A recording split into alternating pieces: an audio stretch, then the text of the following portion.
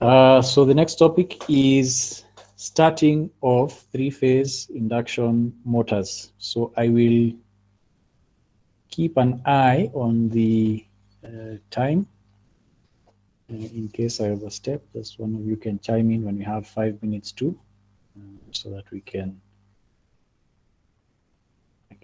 release you. Okay, so we will talk about induction motor starting methods.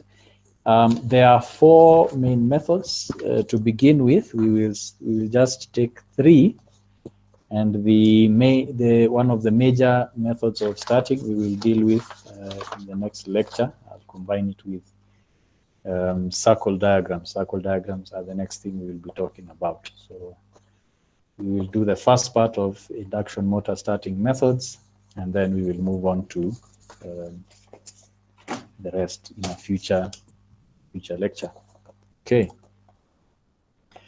Right, so induction motor starting methods. So why do we need a starting method, or why do we not just connect a motor to something in order to get it started, right? So what we usually have is we say that at the moment of starting, the speed of the motor, the speed of the rotor is equal to 0. Okay. And within our equivalent circuit, yeah, we had the resistance at the stator side or the rotor side being given by R2 over S, right? So now if the motor speed is equal to 0, yeah, what will be S? S will be equal to NS minus N over NS, and in this case it will be NS minus 0 over NS, which will give you 1, right? So that is the situation at the start of the motor, when you are just first connecting the power supply. So that means that our resistance within the stator, the equivalent resistance within the stator, is equal to R2 over 1, or simply R2, okay? This is very key, yeah? Because this was representing the amount of air gap power that was moving across, right? So that one is all the air gap power is moving to the other side. The slip is 1, so this value is what is being passed through in the rotor. So that means that the current that is within the rotor, yeah, is much, much higher than the magnetizing current. Remember, our equivalent circuit looked something like this.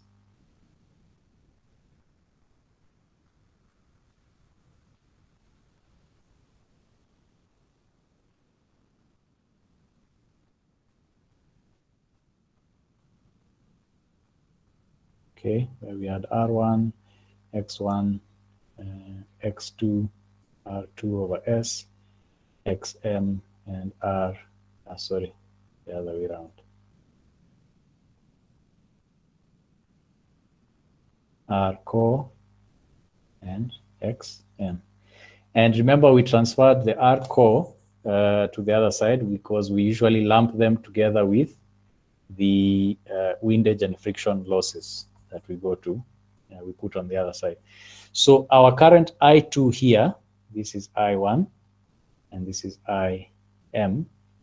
Our current I2, because this has now become very small, yeah? The value of S is usually very small, 0.4 roughly, which makes this go up. But if it is 1, it means that its value is quite low. It is divided by something, which is actually 0.04 or 4%. So it tends to be R2. So that means that I2 is much, much greater. A greater percentage of I1 will flow through this side than will flow through IM, because your magnetizing forces are the same. But at starting, S is very large, so it means this one will tend to be, it is dividing this into a lower number, okay? So that is the genesis of why we say we need a starting method. At the starting point, S is very high. Therefore, the current that is flowing through will tend to also be quite high, okay?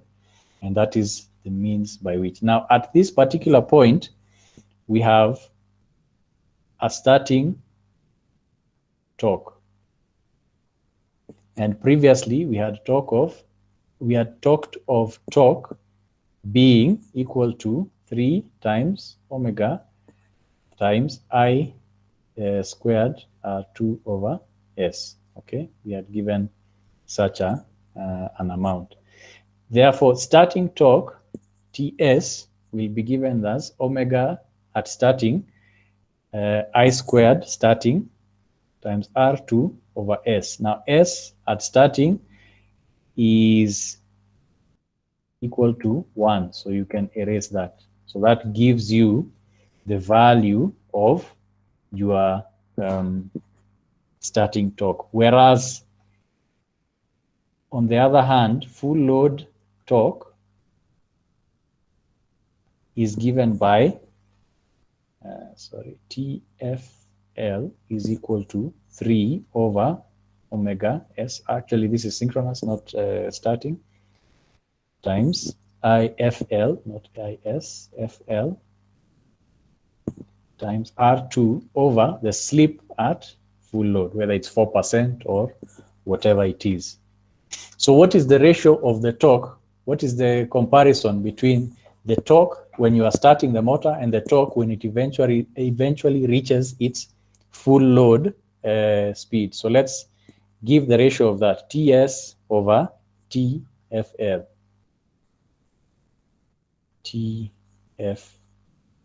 the ratio of the two, it is 3 over omega S I S squared 2 over T 3 over omega S I FL squared 2 over SFL. Okay. And the elements that will now cancel out, you have that canceling out, and you have that canceling out, which then gives us IS squared over IFL squared times 1 over SFL, which we can write as IS over IFL. Sorry, let me write that a bit better. IS over IFL squared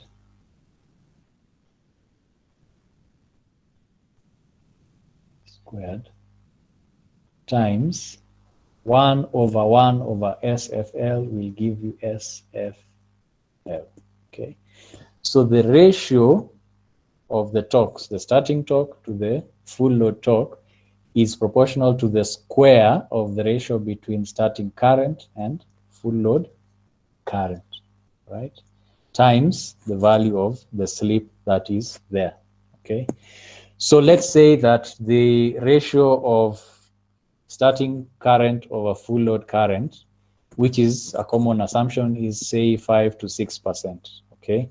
Let's take it as actually 5 times, not 5%, 5 times, right? 5x, right? And we have been talking of a normal slip of around 4%. That will mean that in an average situation or a typical situation, you have, I keep writing I, you have starting torque over full load torque having the ratio of IS over IFL. We've given it as 5 times. So let's say 5 times a 4%, which is 0.04. That means that the ratio of the two is 1, right? In a normal, typical situation. So actually, the starting torque and the full load torque tend to be very similar. This will become useful as we go along, okay? So these are now preliminary, physical characteristics of the starting situation, yeah? At the point of starting, what does the circuit look like and how does it compare to typical operation.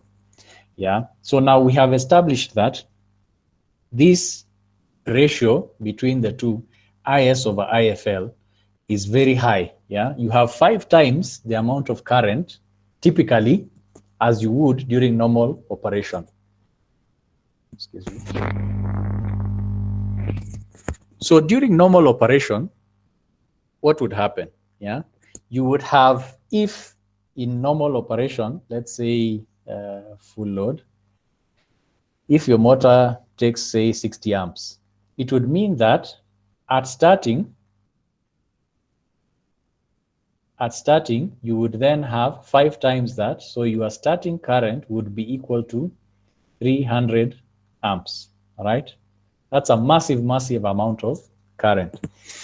This brings practical problems in the sense that if during operation, 99% of the time, you only require 60 amps, that means that the cables that you need to carry 60 amps are a certain size. Yeah? Your core cables of the 3 phases, you need a certain size for 60 amps. Okay.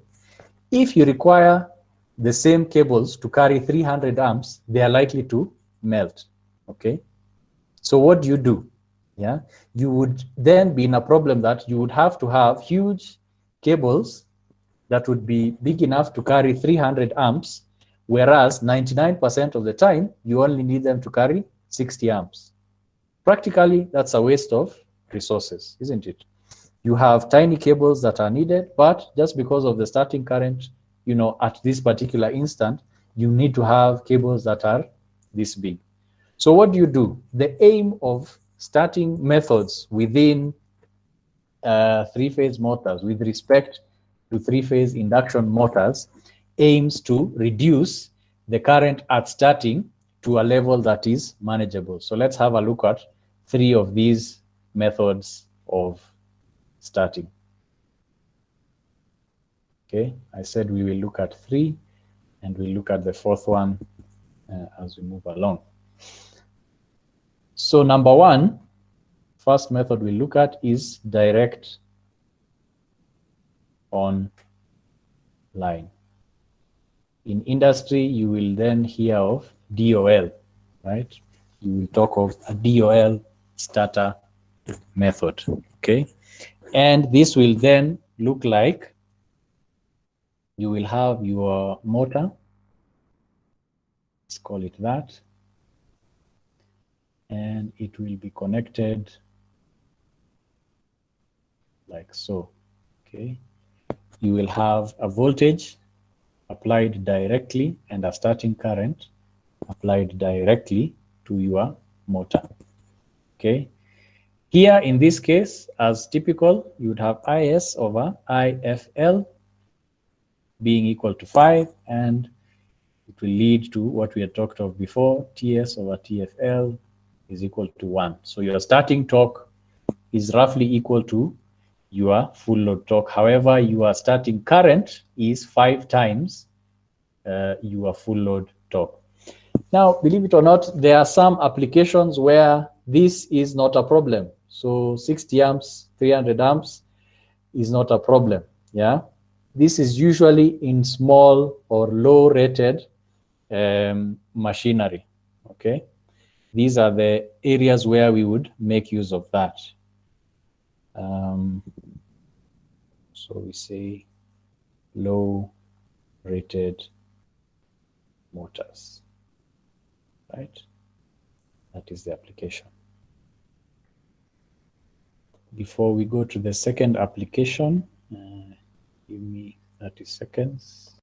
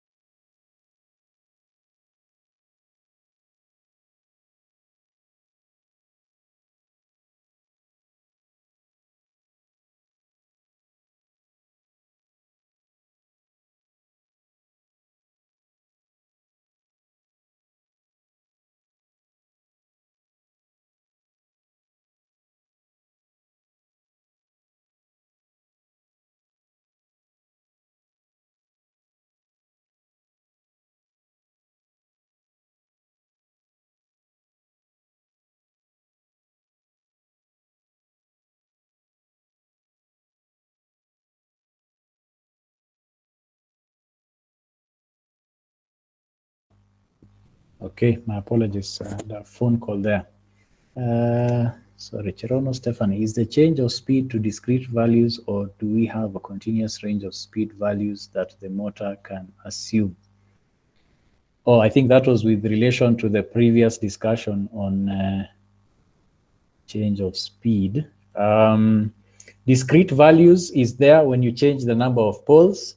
Continuous range is there when you have frequency, when you're changing the frequency.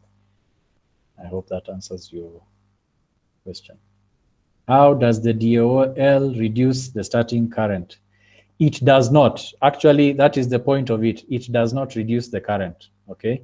You only have the starting current that you have with a DOL starter does not change, right?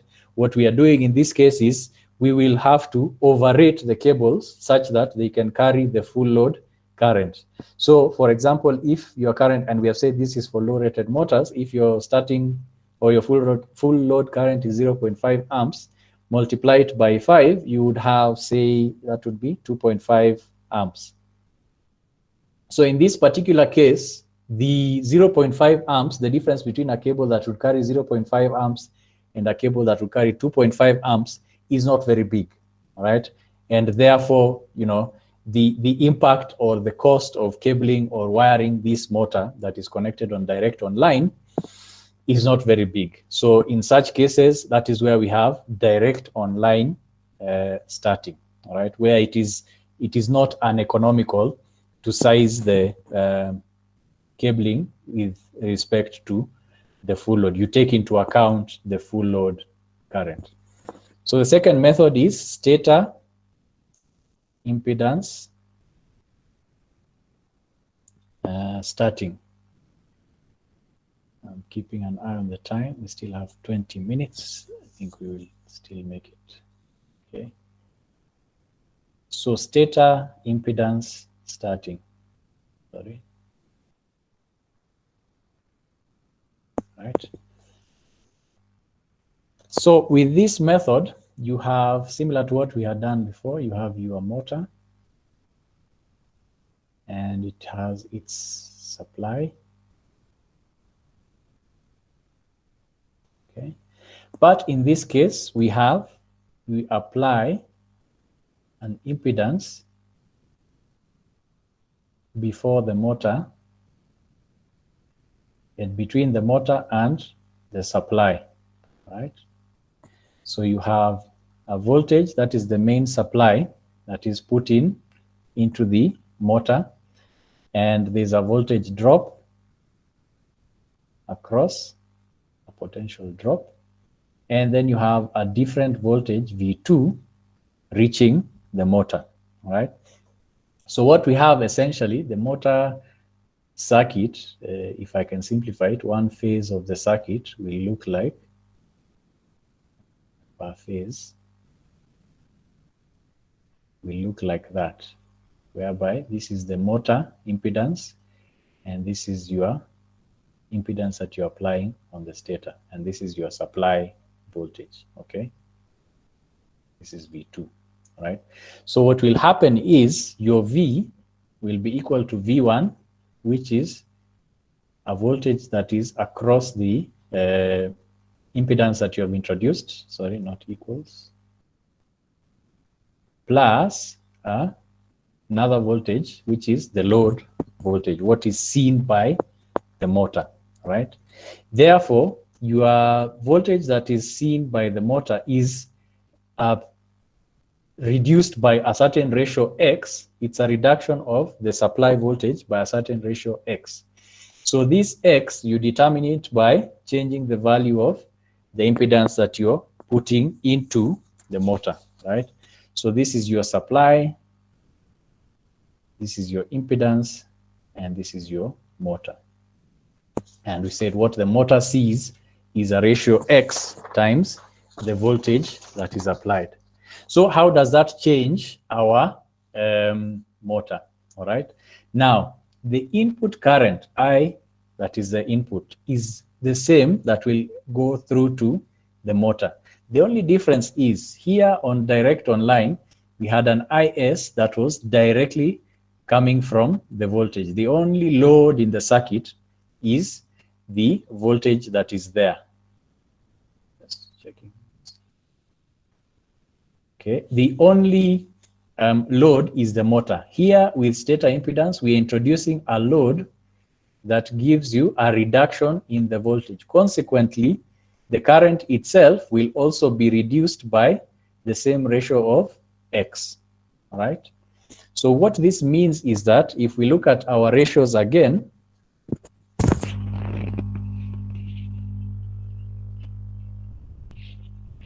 you will find that TS over TFL is equal to, we said it is the starting current, which we will call XIS, over the full load current, which is IFL squared times SFL. The difference between these two, this ratio here and this ratio down here, is that you're now introducing an X, which is X squared times IS over IFL, which we had before, times SFL. Okay.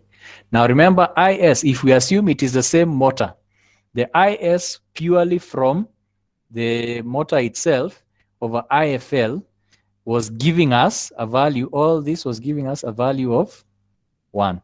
So that means that the ratio between TS and TFL is reduced by a value X, right? X squared, okay? And this is a kind of a transformer ratio, okay? Now, let's look at it from a different point of view. Our IS, yeah, taking into account what we've talked of above here, is equal to, IS is this current, is equal to XV over Z S, which is this one, okay? Or let's call it Z, right? That particular case, okay, the ZS will be changing, sorry, this is not actually.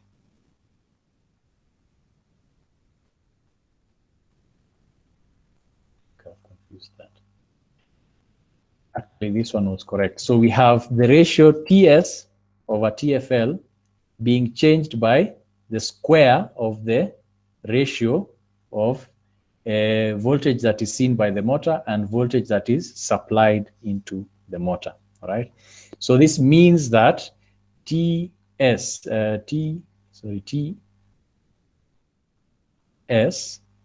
starting torque is equal to X squared times TFL. So it is a very small starting torque compared to the full load torque. Yeah, so one thing about the stator impedance is that your starting torque is very small compared to full load torque. And at the same time, remember that this is an impedance, right? An impedance leads to power loss. You are literally changing the current. You are dropping the current because you want to reduce the voltage. So at the same time that you're dropping the voltage, you also drop the current. So you have power losses due to this method, okay? So those are the disadvantages of that particular method. The question here, won't we have a long starting period of the motor? Yes, yes, yes. You do have a long starting period of the motor because the motor takes time to attain its full speed. So yes, you will have, actually that's one of the points that you will need to indicate, the starting time, okay? And one of the other things that you will need to note is it will be important to switch out these impedances once you have reached your normal full load speed, your rated speed, all right? And bear in mind that because you have reduced starting torque, you cannot also run the full load that the motor is able to operate. So it means that you would have to start the motor separately, decoupled from its load, let it attain its speed, you disconnect the impedances so that it is running now at normal rated current, and then you connect your load. Okay. So the final one that we will be looking at is number 3, auto transformer starting. Okay. So in this case, it is similar to what we've looked at over here. We are trying to reduce the voltage that is being given to the motor during start. But one of the best ways of course, doing that is to make use of an auto transformer. So what you will end up with is you have an auto transformer that will supply, sorry, let me draw that correctly, that will supply your machine. Just for clarity. Okay. So similarly, what we have is your auto transformer. We all know how an auto transformer works. It will be having a V, which is the primary, and you will be having an XV, which is your secondary, right? Now, there is the conversion or the transformation ratio, which in this case is given by X, all right? So the voltage in the primary will be V, and the voltage in the secondary will be XV, okay?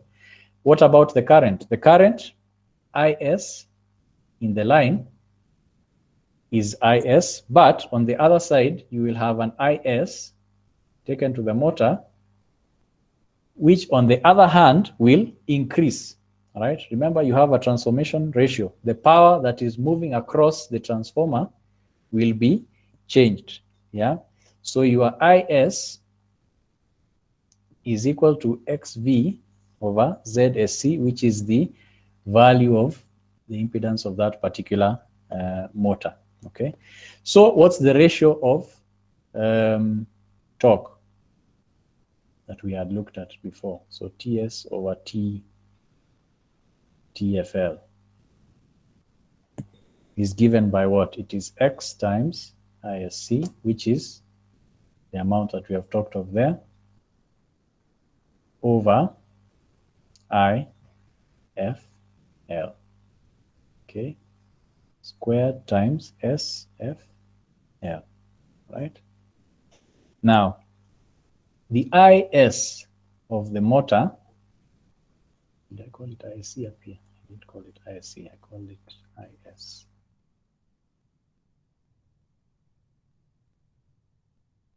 Now, the IS in the primary, which is the line current, is equivalent to X times IS of the motor, right? Okay. Therefore, the current is, the line current is reduced by a ratio of X. And there is now the advantage that we have our torque being reduced by that, or rather, sorry, that's a disadvantage of your torque being reduced by that. Sorry. SFL. So you have the characteristics of this is line current reduces by a ratio of X. Secondly, one other advantage is you do not have the same heat losses. So no heat losses. And thirdly, we now have the disadvantage that you now have to have a transformer, which is quite expensive, okay? Which we in turn have to trade off. That is the trade-off of the transformer usage that we are talking about, Okay, so those are the three main methods of starting your three-phase induction motor, right? There are various advantages and disadvantages. Your direct online is simple, but it cannot work with large motors. Your impedance starting is a bit better, but you have power losses. Your auto transformer starting, you remove the power losses, but you have an expensive and bulky transformer, which may not be applicable in a lot of situations. You may not have space, or you cannot have the budget. You might not have the budget of putting in a transformer. Okay, so I think we can stop there.